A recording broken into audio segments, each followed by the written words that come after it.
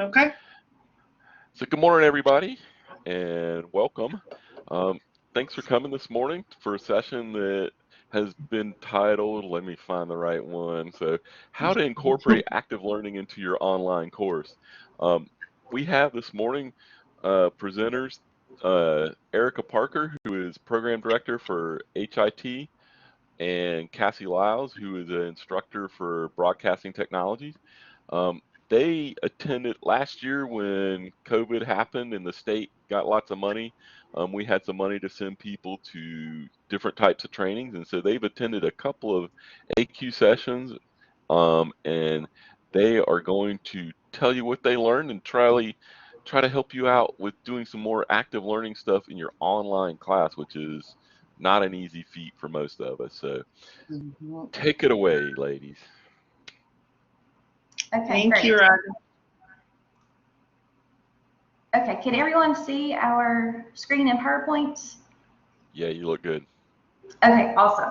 All right, well, like Rodney said, I am Erica Parker, and I'm the program director for the HIT program, and I have my superstar here with us, Cassie, and we're going to talk to you today about what we learned or some of our biggest takeaways in the course that we did with ACUE, Promoting Active Learning Online. And so just to give a little bit of background, um, ACUE is the Association of College and University Educators, and they provide evidence-based teaching practices that help improve student engagement, increase persistence, and close equity gaps. And I think, as a community college and as faculty, these are all things that we are striving to do. And so these practices help improve our teaching and help with these specific areas. The active learning framework that they use and base this content on was the 3 steps of active learning. The first was an activity to explore. Step 2 was introducing or teaching the topic via micro lectures is one of those areas, and Cassie's going to be speaking about that here shortly, and then also an application assignment. And part of this course, it was a micro-credential, and I believe the course lasted about 8 weeks, and we had 6 different modules, and these are the different things that we talked about and explored as part of the framework for this course. The first was talking about effective modules and micro-lectures, powerful note-taking, using groups to ensure active learning, using the active learning cycle, planning effective online discussions, and then lastly, facilitating engaging online discussions. And so today we're going to talk to you because we don't have all the time in the world. We're going to be taking some tidbits of things that we learned from this course and that we currently do to share with you as examples.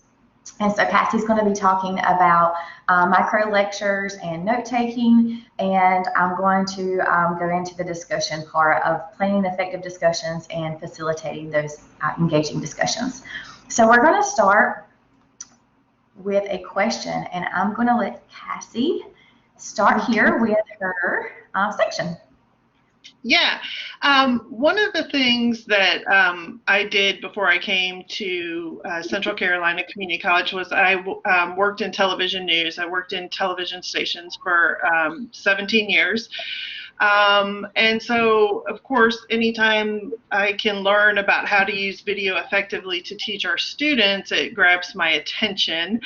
And one of the things we learned about in this class was using videos for lecture purposes and stuff. So we wanted to know what your concerns and reservations for using video in your online courses were.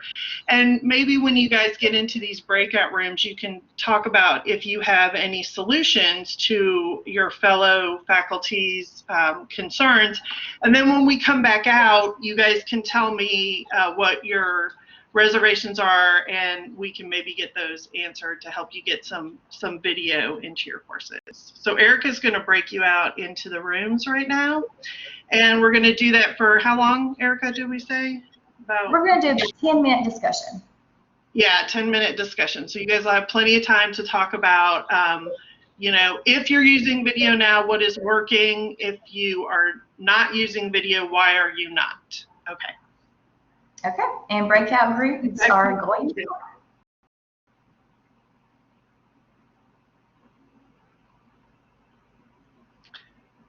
Okay, looks like everybody's going in. Yeah, and I left us and Rodney, did you want to join a breakout group? I left the moderators in there, but I didn't know where you wanted to go, or if he's just chilling in the background. He might just be chilling. That's cool. That works. Okay, yeah, it looks like everybody got back in. Okay, yeah. Cool. Awesome. Yeah. We might pull them back in maybe at, let's see, what, like 15 instead of, you know, like share a minute, just so it's an even number or whatever. That's right. Absolutely.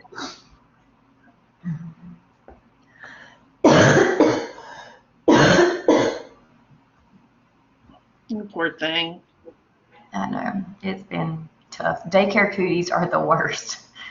Oh, gosh, I'm so glad we're over those days. My son's 18 months, and we get everything from daycare. He got sick with this first, and it didn't, I mean, he was pretty mild with this. It didn't really affect him much more than just like a runny nose, but it's hit me and my husband both hard. So I'm just like, geez. Yeah, no fun. Yeah.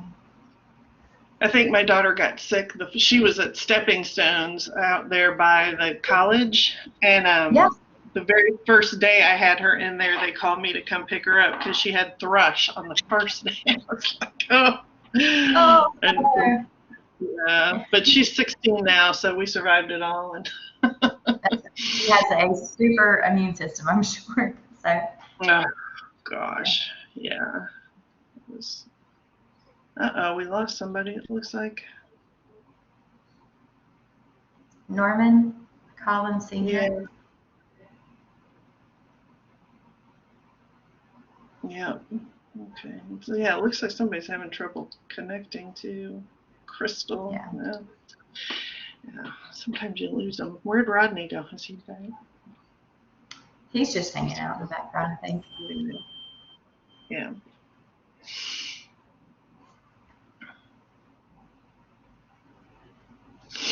Well, and if they get done chatting, they can just get to know each other again.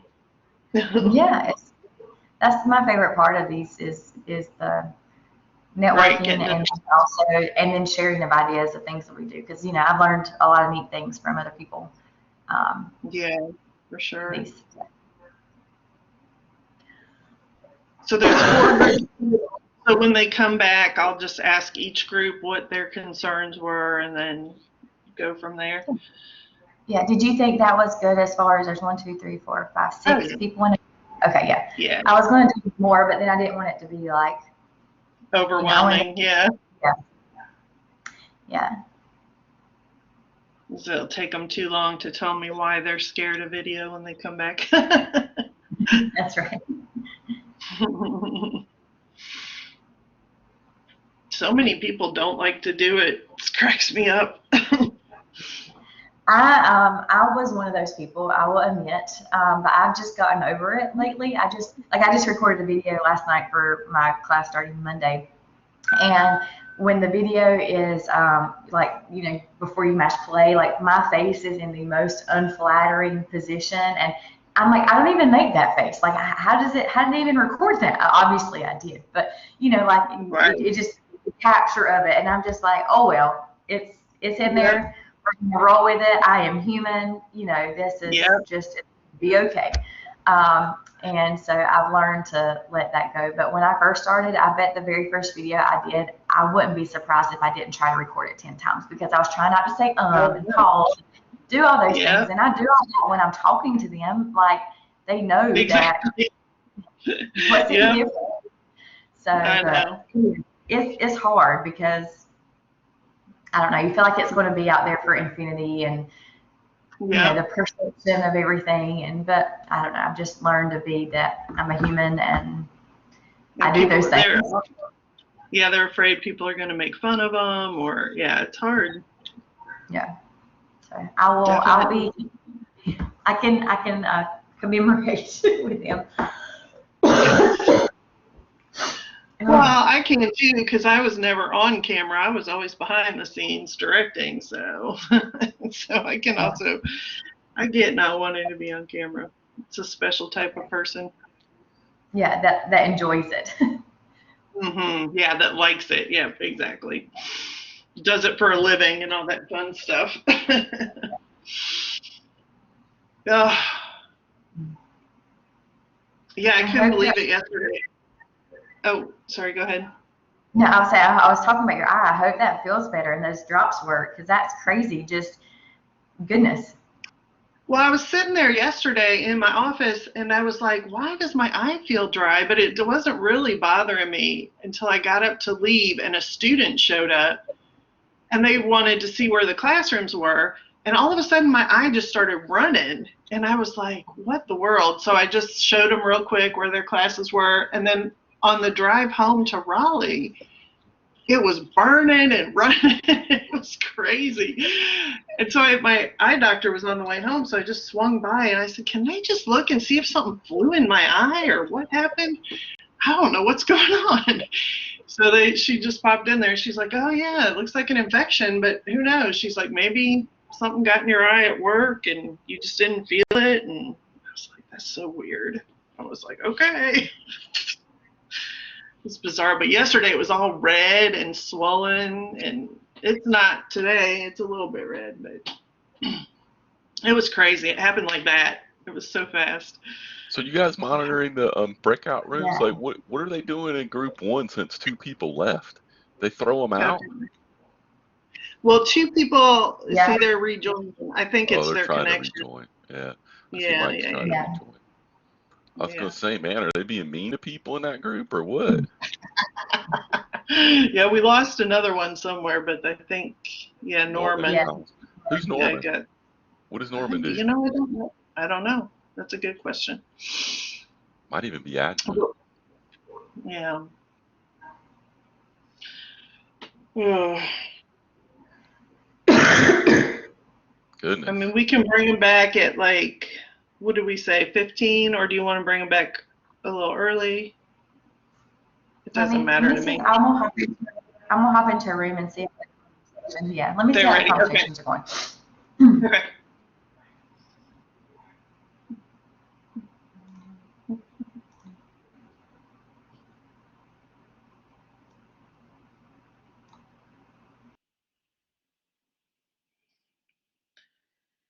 I'm no good at jumping in and out of the rooms.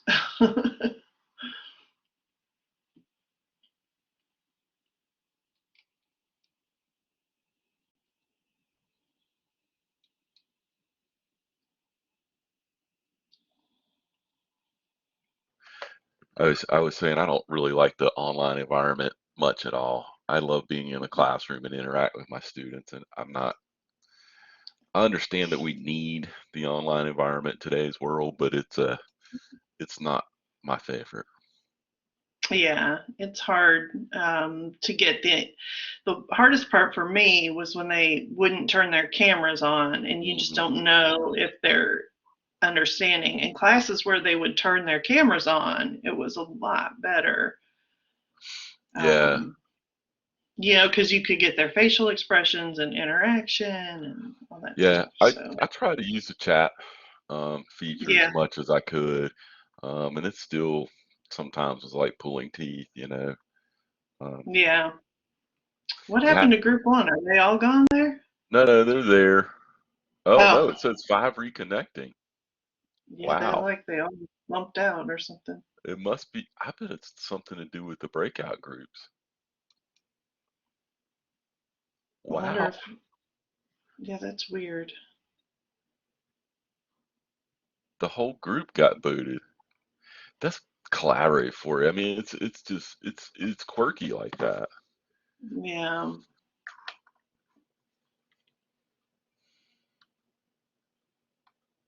there they are. That was strange. Very. Okay, well, maybe they'll come back in here soon. Let me pull everybody back in. I wonder where Erica went. She was I'm just going to in. end. She's in group 2. I might go ahead and end the breakout groups though. Okay, because it's been about time. Been about 10 minutes. Nope. Okay. Just the 2 posts. There we go. Here comes everybody.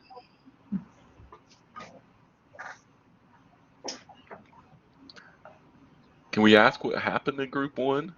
Is everybody from group 1 back? Group 1 was having some awesome discussions. I peeked in. But then they all got booted at one time. Yeah. Yeah, there was a like a group wide, and we actually incorporated that into our discussion once we got back. Is right. You know, working with students in a synchronous environment. You know, it's hard to engage when all of a sudden you drop out for 5 minutes and Blackboard is just sitting there spinning its wheels trying to reconnect you. Exactly.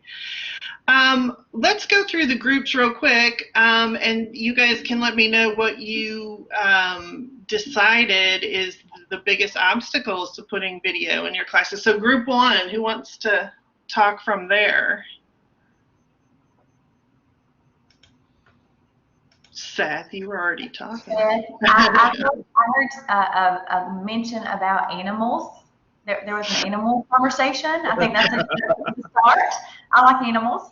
Yeah, well, I mean, our conversations kind of ran the gamut of topics of just engagement with students and trying to break through the wall of synchronous education. Especially virtual synchronous education, because you know you come into a room like this, and it's probably the same thing right now. If we changed the layout of the tiles of the display, you're probably going to see 90% of our participants today, their videos are off, their microphones are off, and just trying to present to this blank wall and just trying to find something that will help engage them. And part of the discussion revolved around, you know, when I was doing my classes from home, I would keep my office door open and my dogs would wander in, and I would try to use them to get some sort of interaction with the participants. Sure. Talking about videos, though, one point that we brought up is just the level of engagement of the video, because sometimes, depending on the topic, depending on the presenter, it's either going to be a phenomenal video or it's going to be dry. And just getting that engagement so that the students don't feel like that we're torturing them. Right, exactly. We're trying to provide them, and really it just depends on what the topic is, who the presenter is. I used an example of a video that I use in ACA called "Inside the Mind of a Master Procrastinator." The presenter is phenomenal. He makes a 15-minute video go by in about 2 minutes. You just feel very engaged in the topic. So finding the right video, and again, depending on what the video is going to be about, you know, sometimes it can't be helped. Right, exactly. Okay, group 2. Does somebody from group 2 want to come in and share what your concerns were? Sure, I'll talk. So one of the things that I've found, and this is for like self-created videos for our own classes, is just the amount of time. Mostly because we have to make sure they're ADA compliant. YouTube does a decent job at this point of doing captions, but it's still not perfect. And so finding the time to actually make those videos and make sure that all of our students can access them, I think is one of the biggest holdups. And that's why I waited so long to ever use video in some of my online classes, was for that very reason. Okay, perfect. Group 3, what were you guys saying some of the same? We had similar, like the time, also the length of videos, because we have so much to share. But I was going to say, in reference to what Blake just said, we talked about the ADA compliance, but I found something during end of first semester, I think, that works really well for it. And I'll drop the link, but you have it open in another tab and it dictates what you're saying. So we talked about how that can save us time. Yes. Good. And make it a little bit easier for our students. Awesome. Okay, and group 4? Anyone from group 4? No?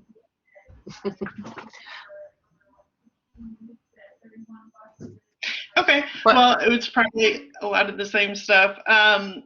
Okay, so I'm going to show you something, a video stat from my broadcast lecture class that I just find interesting.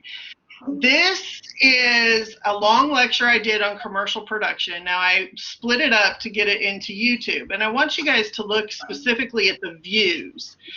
The first part, which is the first part, there were 31 students who viewed it, the whole class, right? The second part went down to 19, dropped to 18, and by the fourth one, it was all the way down to 9, okay? And you can see that, well, obviously that's not the greatest thing that we want to have happen with our students, right? We don't want them to not get part of the lecture. So one of the interesting, they taught us a lot about how to set up our modules to make them more active, but one of the things that they taught us that I specifically took away was recording micro lectures. So micro lectures are done 6 minutes or less in length. Okay, so these are short videos. So you got to remember, our students are, you know, watching TikTok and all sorts of other short clips all day long, right? They're not likely to sit down and watch 45 minutes of a lecture, even if that's what you have to say to them. So one of the things is to make your videos short and kind of break it up into chunks. In other words, you want to take the different topics and learning objectives from your entire lecture and split them up, and then put an activity in between so that the students will have to engage with each separate micro lecture. So, for instance, you might do your micro lecture, and within your micro lecture, you're going to make sure the first 30 seconds are what the student should learn in the short video.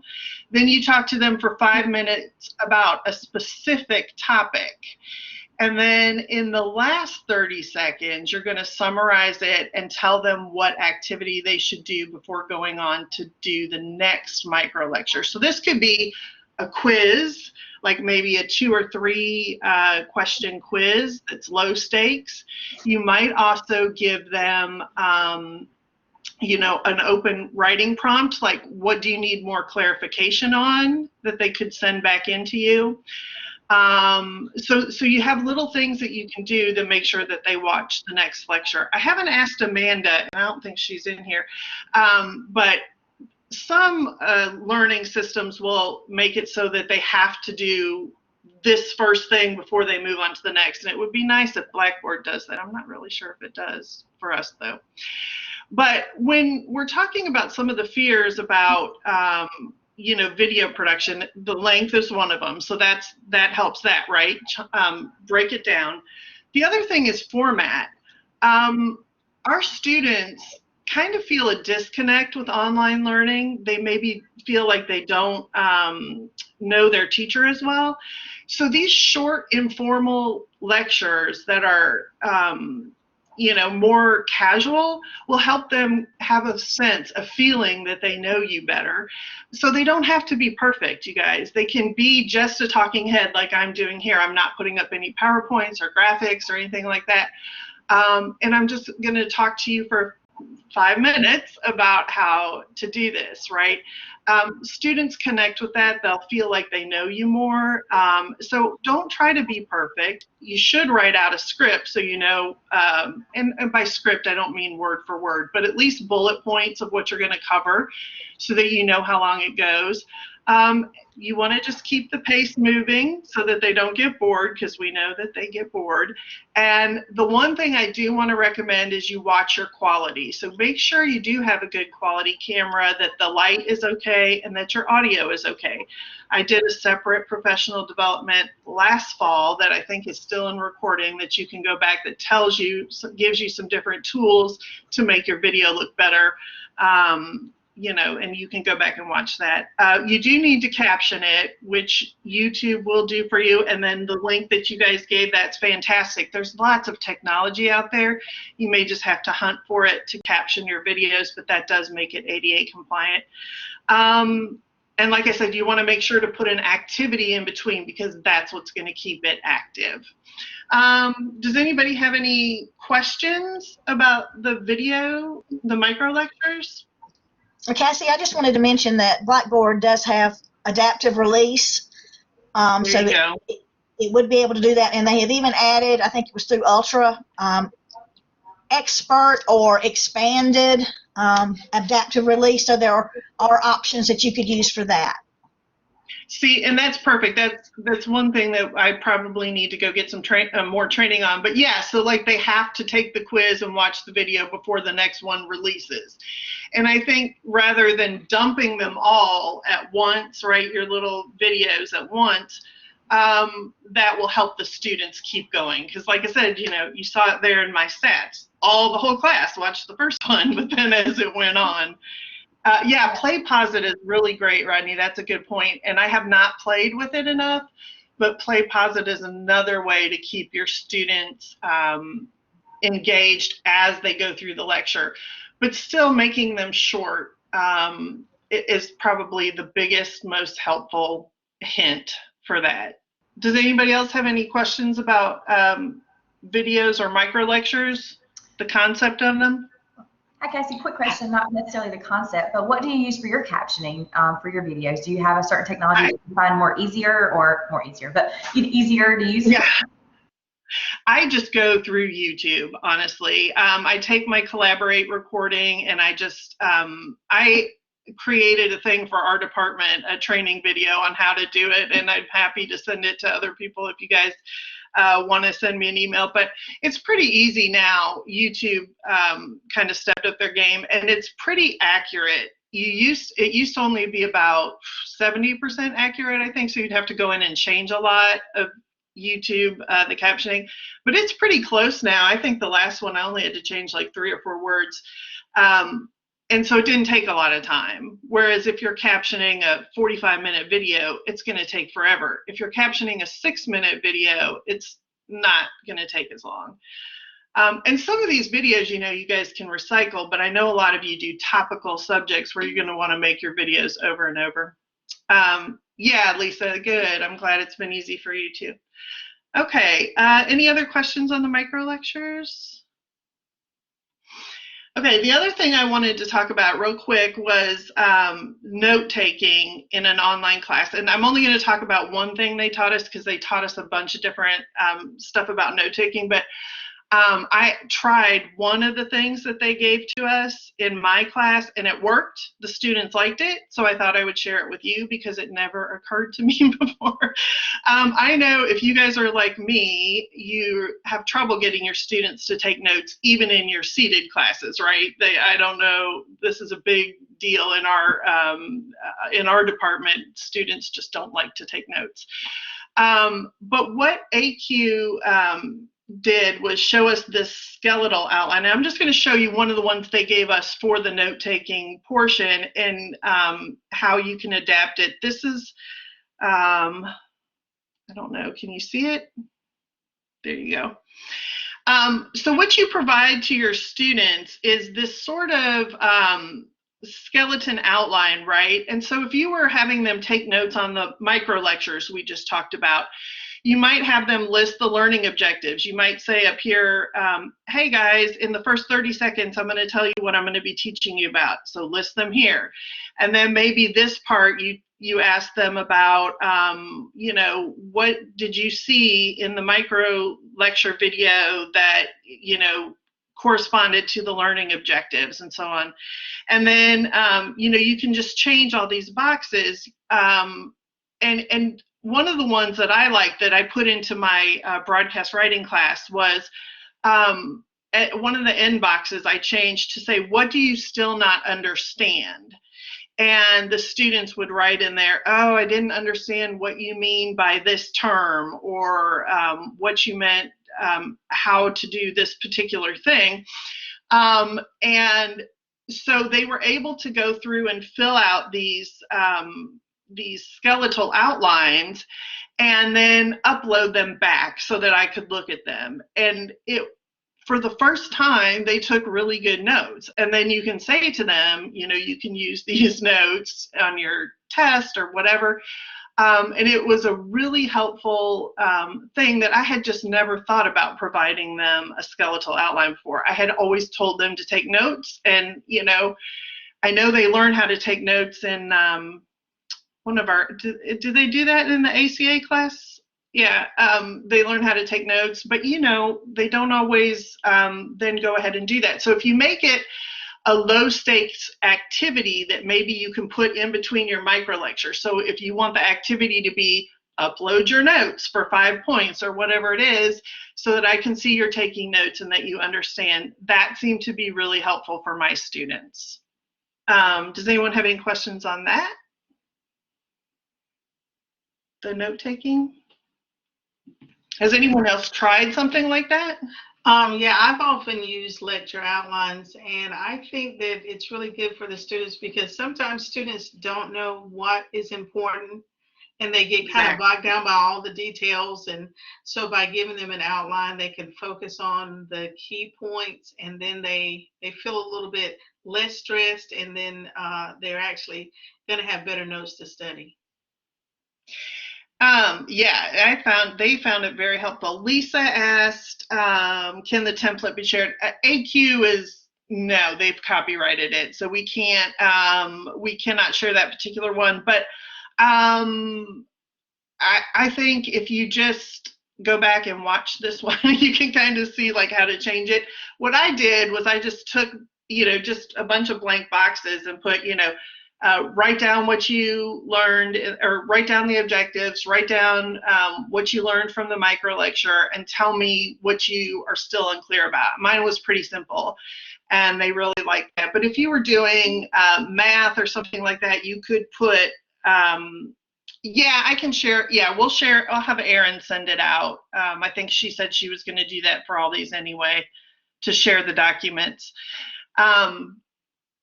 So yeah, I can send it to her so she can share it with you guys, Lisa. But yeah, it was just really simple, and that way they can take notes. And like I said, they really liked it. I was surprised how well it went over. I thought they were going to really rebel, but they didn't.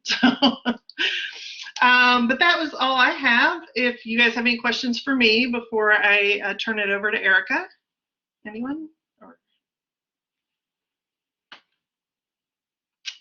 Okay, great. Erica, your turn. Thanks. Awesome.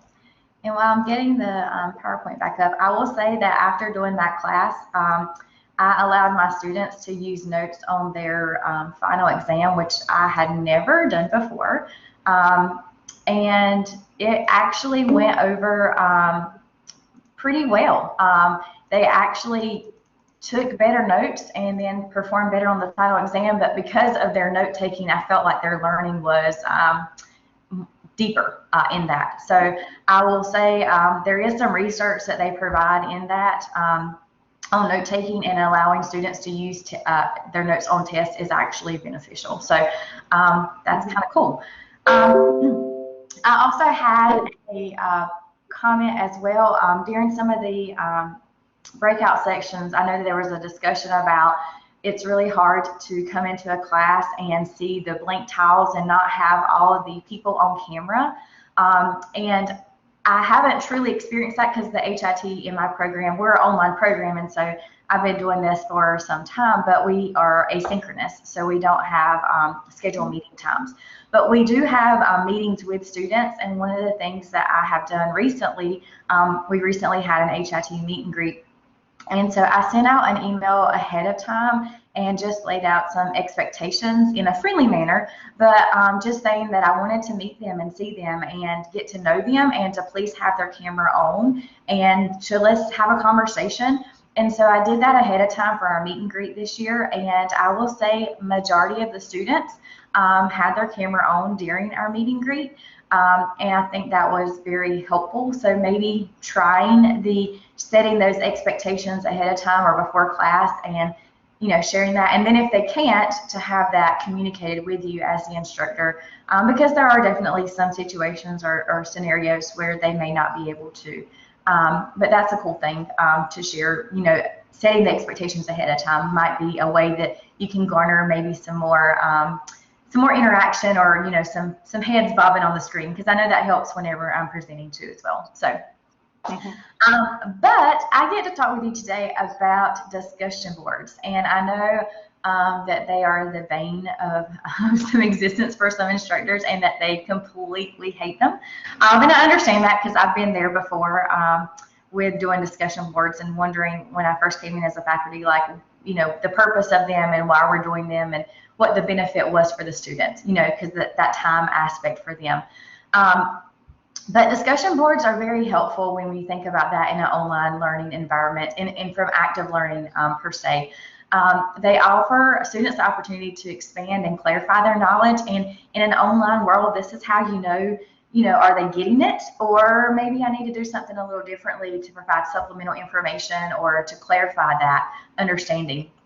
It helps them think critically, build communication skills, which are very important, be able to discuss diverse viewpoints and defend those positions, as well as consider a different point of view, which are all skills that are going to help them beyond just what we do in our classroom. So they're definitely, there's definitely a benefit to having discussion boards. The key is to use them well, and to have very thought-provoking prompts. And so one of the things in talking about those prompts, the first thing that you're going to want to do when you're doing discussion boards in your class or in your online class is, in your very first weeks of the class, they talk about building community. And I can speak 1000% to this, that relationships are one of the most important things in your online class. For them to recognize that they're actually in a class with other students and peers that are people, as well as you as an instructor, as a person. And so having something fun that they can do in that first week where they can get to know each other is really helpful to build that community and that relationship where they want to engage in your class. In one of my classes, I use Padlet, and it's a really neat option where you can go in and you post pictures, or you can share videos, whatever you prefer, but we do pictures in this class. And I tell them, you can share a picture of you or your family or something that represents you if you're not comfortable or don't like pictures. Some people don't, so kind of giving them options there in that regard. And that has gone over super well, and it kind of gets the class going and gets those communities and relationships built to kind of start on the content, in week 2 or so. So having that in the first week of the course or early on in the course is really important in online education. Also, when you can, incorporate and ask about student experiences. So in our program, we know our students very well because they're a cohort of students. And so we do a lot of case studies and scenarios in our prompts that we talk about in our discussions. And so, in our case studies, I will say I know this particular student works in a skilled nursing facility as a CNA. Tell me about how you handle this type of situation, or can you share with the class this? So it helps incorporate their experience, so they're invested in the conversation, but also getting to share with their classmates, and their classmates are interested as well. So having that and incorporating student experiences is really beneficial in keeping the conversation engaging and alive. This one, as far as developing prompts, one of the big things in discussion boards is you really have to have interesting prompts and discussions that can actually be discussed. So you want to definitely have it's something that can be, beneficial but also engaging, and so and talk about diverse perspectives and diverse viewpoints. So in our health law and ethics class, I'm going to give a shout out to one of my faculty members, Emily Barrett. She's here with us today. She actually built this class, and this is so awesome. So we do a research paper in this class, and so with a research paper you have to provide content on both sides of the spectrum, and provide the pro and the con in the research paper when you're providing that content. And a lot of times that's really hard for students, because in this research paper they choose their topic, and it's an ethical issue in healthcare, and they're usually very passionate about what they're researching. And so sometimes in those first drafts that we get from students, it's very much on the one side of the fence that they stand on, per se.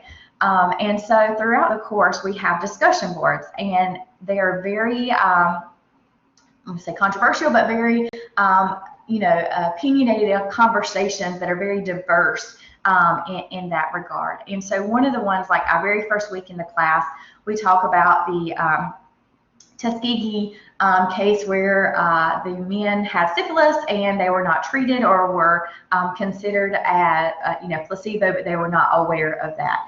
And so our very first discussion in that class is starting about defending the position of the healthcare workers who initiated and administered the study. And I'll say, in our history of the class, we've never had any students that would say that that's truly their personal opinion, but thinking about it from the other side of the perspective, and giving the reasons why that could be beneficial, or what was that their side or viewpoint in that, or what could be their side or viewpoint in that. And it helps really kind of create a very engaging conversation that gets students really involved and invested to do more than what your discussion prompts are. So in our discussion prompts, we have students post their initial post by Wednesday, and they have to have 2 replies by the following Monday on 2 separate days. And a lot of times in these discussions, in this health law and ethics class, we'll see students go above and beyond that, because they're really invested and really engaged in this conversation, and they want to hear what their classmates have to say. So another viewpoint or another comment that they make as well in talking about prompts is to allow the choice in discussion prompts. And this is not something that I have done personally, but they have seen a lot of benefit in allowing students to choose which prompt that they choose to respond to in the week. And that can help build some engagement, because students are more invested in the prompt that they choose. And I saw some comments pop up. Let's see.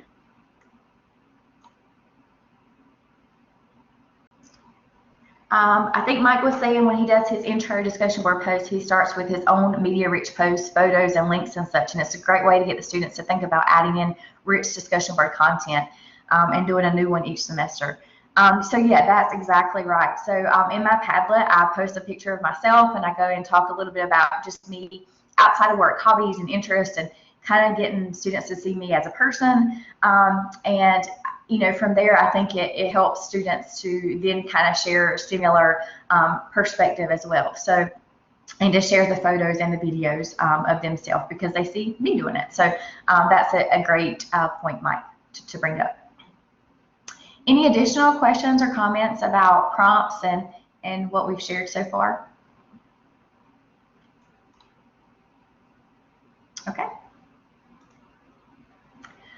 Okay, so the next aspect that ACUE shared with us in regards to discussions is that we need to make sure that we have clear expectations. One from the student, I think we've all been students at some point being here in this role, that we've done some assignments or done, some activity, and we want to know, why in the world am I doing this? Excuse me. And so sharing that with the students is beneficial. They actually suggested doing a video, and it's called a discussion on discussions. But sharing about that in that discussion or in that video, the benefit of the discussion, the why the students is doing that, how you can talk about community, you can talk about your student learning objectives, and how this benefits them. They also suggest that we provide detailed instructions so they understand the expectations of how they're going to be graded. And so I do this in my class. We have an orientation section, start here section, and I actually post my discussion board rubric that I use, and they take a very short quiz on the discussion board rubric.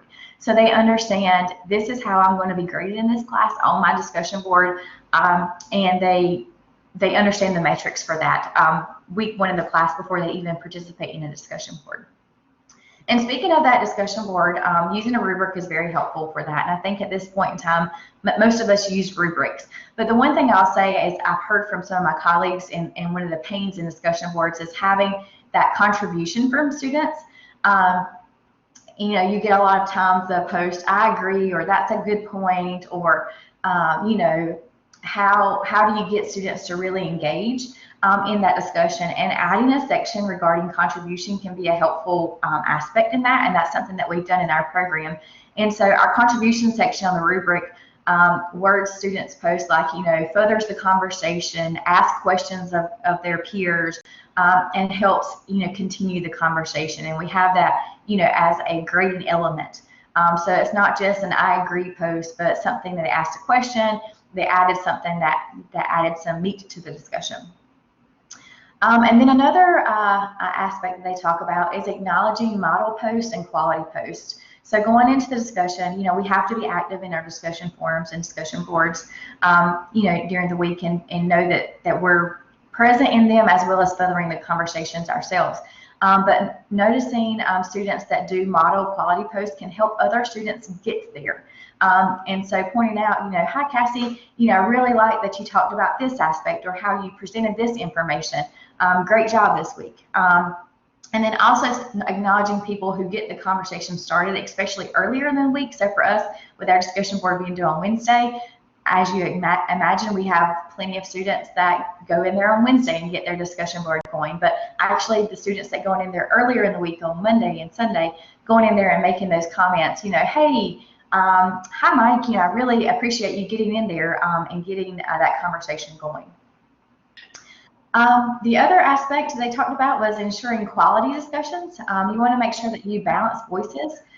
So when you have that quiet student, the strong student, that late student, or the unclear poster, there's, you know, definitely some methods to do reaching out via email to your quiet and strong students and saying, hey, you know, I didn't quite see you posted this week, or, you know, your post was very strong, you know, well, not seriously strong, but your post was, you know, I see you have some strong viewpoints this week. Let's wait and see, you know, what some of our fellow classmates have to say, and see if you can respond maybe tomorrow. You know, that balancing those voices in the discussion is very important as well. And I see we're getting close on time, so the last aspect of that was to strengthen peer connections. And so whenever you see maybe some relation or some corresponding information, so say Cassie and Mike had some common things in their discussion posts, you can kind of relate those in the discussion board. So going in there and saying, hi Cassie, you know, I see you and Mike were, you know, on the same page with this particular idea. Perhaps, you know, you could take a look and see what he said. And so, you know, connecting those people together that had some of that, those things is very helpful in continuing those relationships that are very important in online classes. And the last thing that they did in the class was summarize and clarify. And this is something that I had not done before, but I found it very beneficial. So every week, the facilitator of our section would summarize what we discussed in the discussion board, and then they would comment out by name who, you know, who had similar themes or ideas or suggestions on how to solve the problem, or, you know, talking about the discussion. And so, you know, as a student, you know, when we would see that email come out each week and your name was highlighted and it said, you know, what your kind of theme was, it kind of made you as a student feel seen, and seen, and that your work was noticed. And so I think that was a very helpful thing. So at the end of the discussion board each week, kind of summarizing where the conversation went, and acknowledging certain students that had, you know, exemplary or unique ideas, I think is really beneficial in that as well.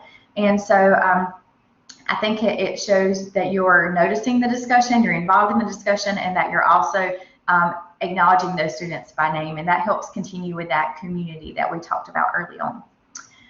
And so we have 1 minute left in our presentation for today. Do we have any questions about anything that either myself or Cassie has talked about?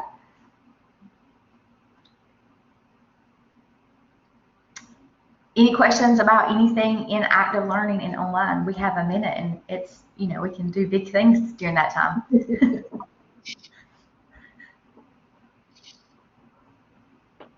And I will send out the template that I used for the note taking in my class, so you guys can adapt it. It's a Word document, so you guys can adapt it. You know, fill it. You know, change the boxes to be what you want if that's helpful to you guys. So I will have Erin send that out.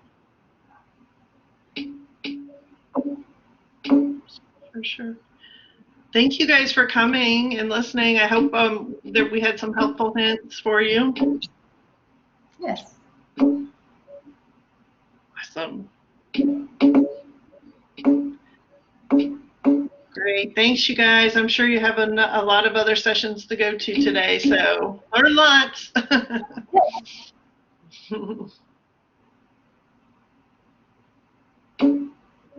Good.